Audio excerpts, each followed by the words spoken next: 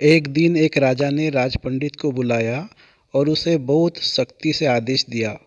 राजा पंडित ने सुखदेव से भगवत गीता सुनकर मोक्ष प्राप्त किया था। उन्हें केवल 7 दिन लगे। मैं आपको सभी बंधनों से मुक्त कराने के लिए 1 महीने का समय दे रहा हूँ, ताकि मैं मोक्ष प्राप्त कर सकूँ। यदि आप ऐसा नहीं कर पाए तो मैं आपकी सारी संपत्ति जब्त कर लूँगा और आपको मृत्यु दंड दूंगा। इस आदेश ने राजपंडित को अत्यधिक चिंतित कर दिया और वह इस चिंता में अब न तो खा सकता था और नहीं सो सकता था। उसका तनाव दिन ब दिन बढ़ता ही जा रहा था। एक दिन संयोग से जब वह अपने परिवार के साथ भोजन कर रहा था तो उसका बेटा, जो आमतौर पर उसका भोजन अलग से करता था और जो अपने पिता से यदा कदा ही मिलता था, एक दिन बेटे ने गौर किया कि उसके पिता बहुत उदास दिख रहे हैं।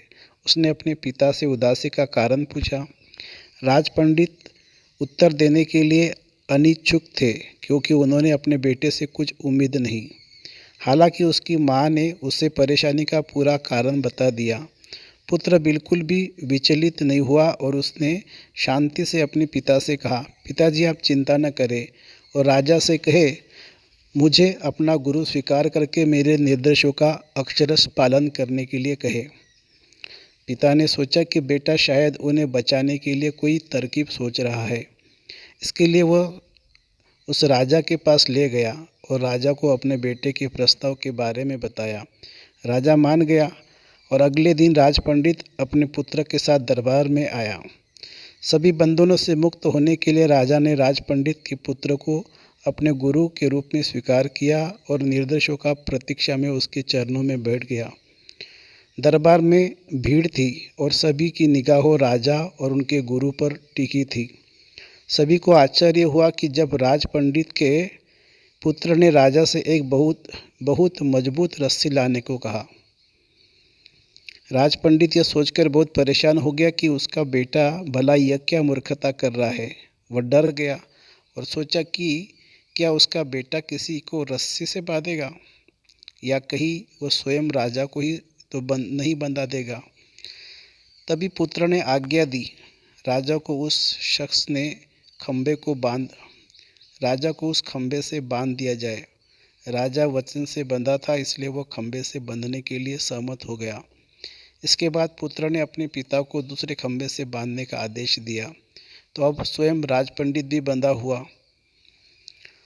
अब तो राजपंडित बहुत उत्तेजित हो गया। वह अपने बेटे को मन ही मन कोस रहा था और उसे दंडित करने की सोच रहा था। तभी उसके बेटे ने उसे निर्देश दिया, अब पिताजी आप राजा को खोल दीजिए।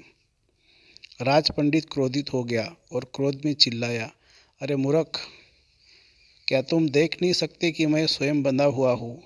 क्या एक आदमी जो खुद बंधा हुआ है दूसरे आदमी के बंधन को खोल सकता है? क्या तुम नहीं समझते कि यह एक असंभव कार्य है? राजा ने अपने युवा गुरु को संबोधित करते हुए एक शांत और सम्मानजनक स्वर में कहा, मैं समझ गया मेरे गुरु।